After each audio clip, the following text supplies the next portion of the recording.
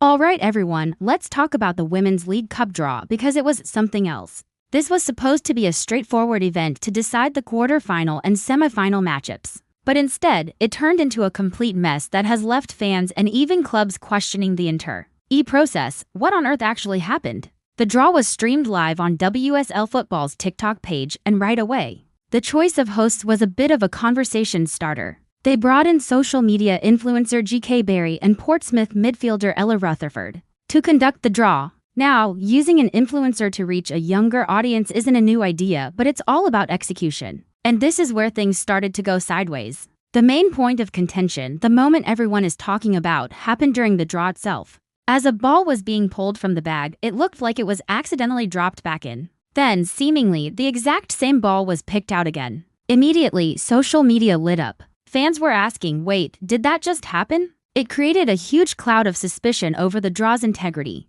Was it a genuine mistake? Was it fixed? How can we be sure the outcome was fair? Now, to be fair, there was an adjudicator present. They're the independent person meant to ensure everything is done by the book. According to the official statement, the adjudicator confirmed that the ball that was eventually drawn was the same number as the one that was initially fumbled. WSL Football also stated that if a different numbered ball had been pulled out the second time, the entire draw would have been voided and restarted from scratch. So, in their eyes, no harm, no foul. The correct ball came out in the end. But that hasn't satisfied a lot of people. The perception of fairness is just as important as the reality of it. When you see something like that happen live, it instantly plants a seed of doubt. Why was the footage so hard to find afterward? The live stream wasn't available to rewatch on TikTok, and it wasn't uploaded to WSL Football's official YouTube channel. This lack of transparency only fueled the fire. People were saying, if it was all above board, just show us the footage. Let us see it for ourselves. In fact,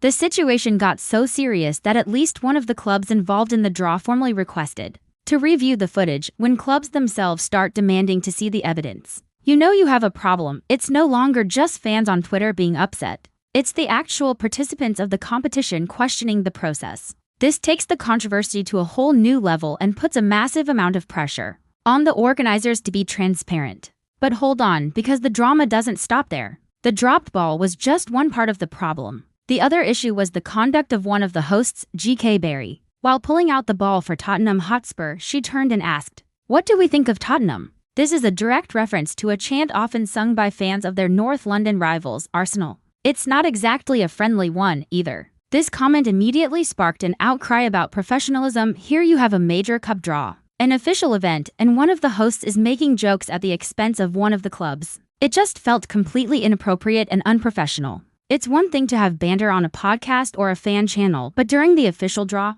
it undermined the seriousness of the occasion. It's been reported that WSL Football has since apologized to Tottenham for the comment, acknowledging that it was out of line. But the damage was already done.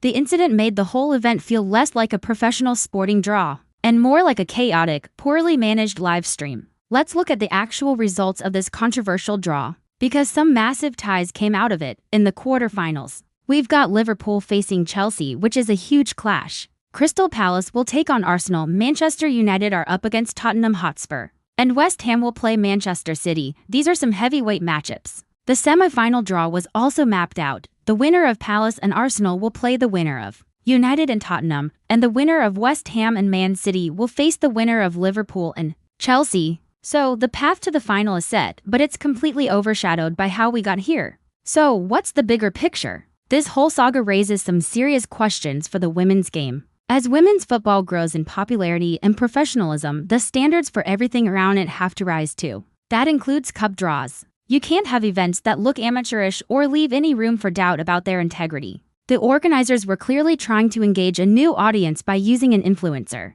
and a popular platform like TikTok, and that's a good goal to have. We all want the game to grow. But the execution was flawed. It felt like they prioritized chasing viral moments over ensuring a professional and credible process. The choice of host, the on-air gaffes, the fumbled draw, and the lack of transparency afterward all contributed to a PR nightmare. It's a learning moment for the league. They need to find a balance between modern, engaging content and the traditional professionalism that a major sporting competition deserves. You can be fun and engaging without sacrificing credibility. This incident has unfortunately become a talking point for all the wrong reasons. Instead of celebrating these fantastic quarter-final matchups, we're discussing procedural errors and inappropriate comments. It's a shame for the players, the clubs, and the fans who just want to see a fair and exciting competition, hopefully. The organizers will take this feedback on board. We need transparency, we need professionalism, and we need to ensure that the focus remains on the incredible talent on the pitch, not on controversies off it.